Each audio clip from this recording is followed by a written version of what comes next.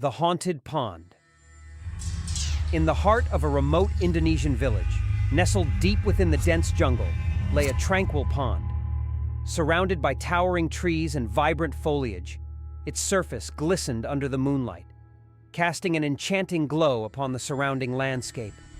But despite its serene appearance, the pond was shrouded in dark legend and whispered tales of a vengeful spirit that lurked within its depths. Generations of villagers had passed down the story of Sari, a young woman whose fate had become intertwined with the mysticy of the pond.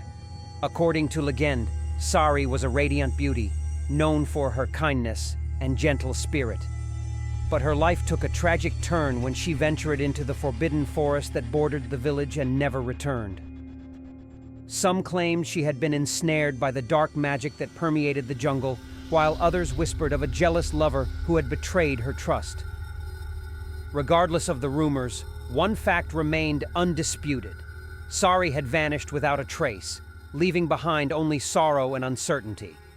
As the years passed, the legend of Sari's disappearance grew, becoming a cautionary tale for the villagers. They avoided the forest at all costs, fearing the wrath of whatever malevolent force had claimed Sari as its own. But despite their apprehension, curiosity often got the better of the villagers, especially the young and adventurous. On moonlit nights, when the jungle seemed to come alive with eerie whispers and mysterious shadows, daring souls would gather to test the boundaries of the legend. One such night, a group of teenagers gathered on the outskirts of the village, their faces illuminated by the soft glow of torchlight. Among them was Arief, a fearless young man known for his daring exploits and unwavering courage. Determined to unravel the mystery of the haunted pond, he had convinced his friends to accompany him into the depths of the forest.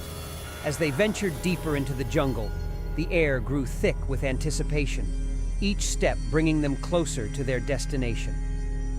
The sounds of the nocturnal creatures echoed through the trees, adding to the sense of foreboding that hung heavy in the air. Finally, after what felt like an eternity, they reached the edge of the pond, its surface shimmering in the moonlight. Arief and his friends exchanged nervous glances, their excitement tempered by a creeping sense of unease. Ignoring the warnings of the elders, they approached the water's edge, their footsteps echoing in the stillness of the night. Suddenly, a chill swept through the air, causing the hairs on the back of their necks to stand on end.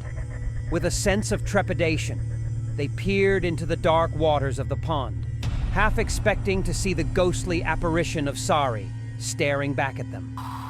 But the surface remained undisturbed, reflecting only the haunting beauty of the moon above. Just as they began to relax, a soft whisper drifted through the air, sending shivers down their spines. They turned to see a figure emerging from the shadows, its form ethereal and indistinct. It was Sari, or so it appeared, her ghostly visage bathed in an otherworldly glow. Her eyes, once vibrant with life, now gleamed with a haunting sadness as she fixed her gaze upon the intruders. Trembling with fear, Arief and his friends attempted to flee, but an invisible force seemed to bind them to the spot. They watched in horror as Sari's ghostly form drifted closer, her presence suffusing the air with an oppressive weight. With a voice that echoed through the depths of their souls, Sari spoke, her words filled with a sorrowful lamentation. She recounted the events that had led to her untimely demise, each syllable dripping with anguish and regret. As the tale unfolded, the pond's waters began to churn, swirling with an unnatural energy that seemed to mirror Sari's anguish.